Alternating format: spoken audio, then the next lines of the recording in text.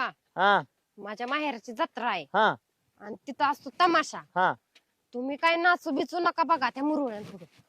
नाही नाही तमाशा कशाला मग काय घालाय तुला आहे का हा? होय ग अहो, तू नाचू नका म्हणतीया एवढे एकतर 1,00,000-1,50,000 रुपये घालून तमाशा गावात आणायचा हम्म. आणि तिथं जर स्टेजच्या पुढे कोण नाचलं नाही हम्म. तर त्या मुरळ्यांना हुरूप येईन का नाचायला म्हणजे तुम्ही म्हणून नाचणार बरं. आणि मग गावाचा नियम आहे, एखाद्याने स्टेजच्या पुढे हात जरी वर केला का नाही तर अंगाचं कातड काढते ती. कुणाला बिघाडले काय म्हणजे मला काय मार खायला चालवले काय सासरवाडीत तमाशा कशाला आणलाय हा? पोरांचं मनोरंजन व्हावं म्हाताऱ्या माणसांचं मनोरंजन व्हावं म्हणून तमाशा आणलाय आणि नाचायचं नाही म्हणजे काय राहिलं मग म्हाताऱ्या माणसांचं तरण्या पोरांचं माझ्यासारख्या अहो आपल्या गावात वेगळं असतं, त्या गावातलं वेगळं असतं. काय माझ्या अंगाला हात लावाय फकड्या सासऱ्याचं काय वजन आहे का नाही गावात लावून दे बरं कोणी अंगाला हात मग दाखवतो मग तेवढी आपल्या अंगात ताकद पण नाही. बोलू नका टमाटामा, चला गप आपलं गप गुणाने एका साईडला बसा आणि बघा तमाशा.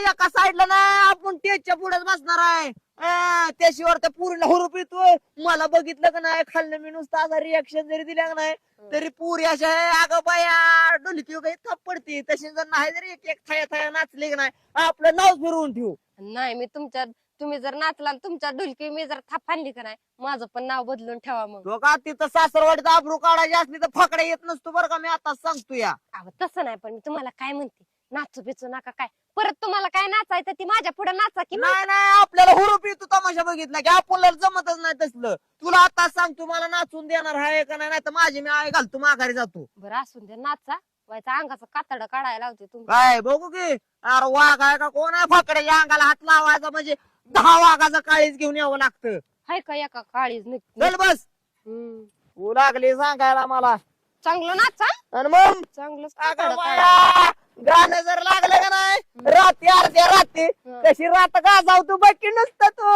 होय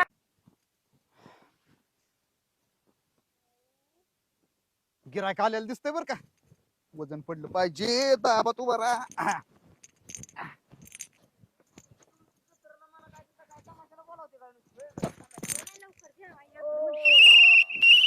काय झालं आता तुला शिट्टे वाजवलेलं कळा नाही बे. शिट्टी वाज मग आमचं का कान हायतच की आम्हाला ऐकली की आम्ही थांबलोय की मग नाही नाही ऐकली म्हणजे ही काय पाखरं उडवाय शिट्टी वाजवली का रे आता आम्ही काय बघा आहे का तुम्ही पाखरं उडवाय वाजवली का कशाला वाजवली ती अरे एवढा मोठा नाका दिसत नाही बे तुम्हाला नाका अहो नाका कुठं आहे साहेब हे वाकडं तिकडं वळण आहे वाकडं तिकडे वळण असलं तरी ती नाका आहे मी म्हणतोय ना नाका आहे म्हणजे नाका आहे